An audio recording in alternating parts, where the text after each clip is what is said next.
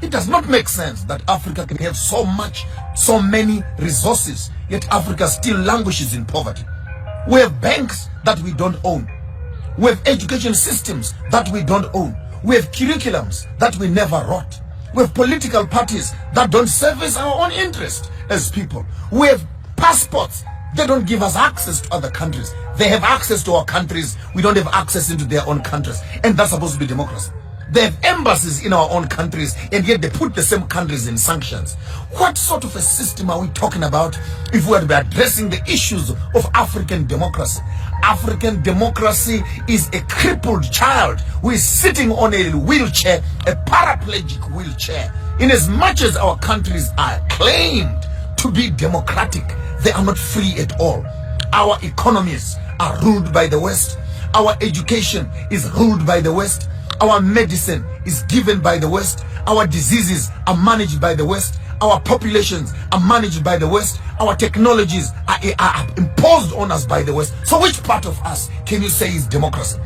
The same countries, they sponsor a government, they sponsor a surrogate government, the government gets into power. After they're in power, then you put the same government in sanctions again. What do they want from us? These colonizers, what do they want from us?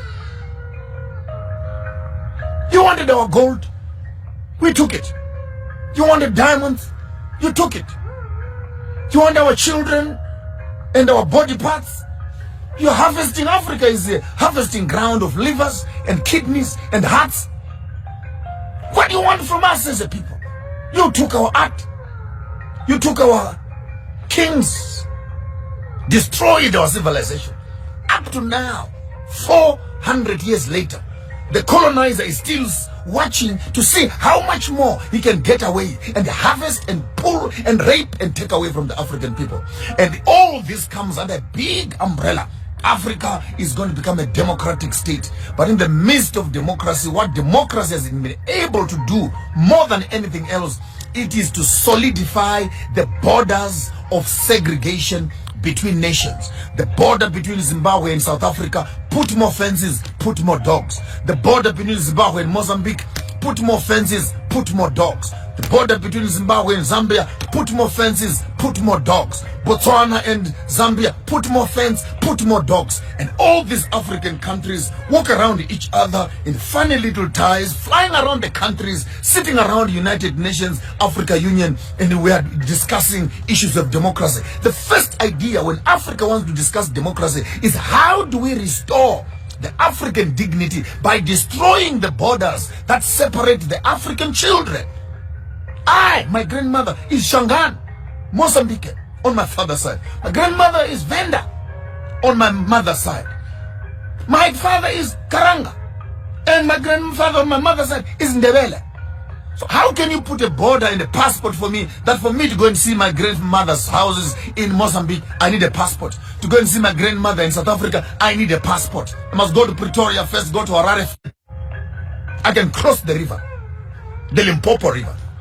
And this is the form of the democratic Africa that our leaders are constipated with. I'll spill the beans as loud as clear. African democracy identifies a few educated, parodic Africans who become political parties. And they talk in cahoots with the funders, the colonizers.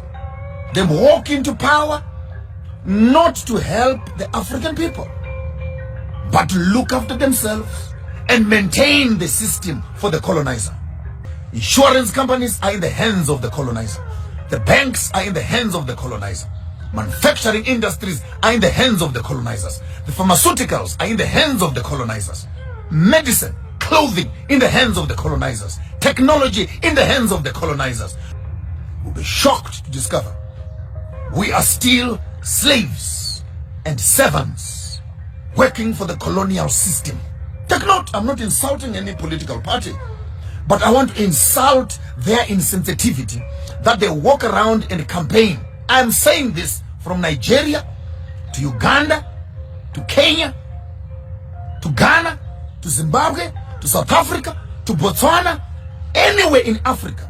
Tell me one political leader who has made an intentional business of improving and establishing factories for his own people. Sit around approving business budgets for what?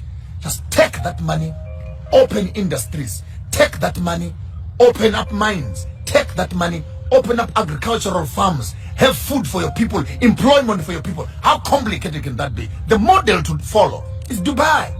Look at Emirates. They have nothing. All national fund. Use the national fund to make Dubai a capital city of industry for the whole world. Here we are in Africa. We have cocoa, we have bananas, we have coal, we have platinum, we have diamonds, we have oil, we have weather, we have tourism, we have everything. But in the midst of all these resources, our African people are still languishing in poverty. Can I ask you, the intelligent ones, what is the problem of Africa? What is the problem? We have the resources, we have the universities, we have the education, we have the skills. What is the problem? The problem is we are trained to maintain a system that does not benefit us. We go to school to learn to maintain that system. We train our children to look after the system. Our political system has no will at all to empower the local people. It has no will. There's no political party that wants to remove bread from the mouth of the white man. That's a fact. Because all these political leaders are eating with the colonizer. So how can you destabilize a system that is giving you food? So it's the typical state where Uncle Tom kind of boys who now are being told, you are not like them. You are a better black than them. Please, you can eat here. You can sign here. You can own this also and that, and before you notice it, 5 years, 10 years later, our political leaders have just become rubber stamps in government for pushing a European colonized agenda. I'm still looking for a country that will take its own resources and improve its own infrastructure. I challenge all the African political heads across Africa. Go to Dubai, not to shop.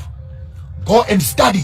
Go and study how a place that has nothing has been able to change its course from a desert to a capital city of shopping in the world.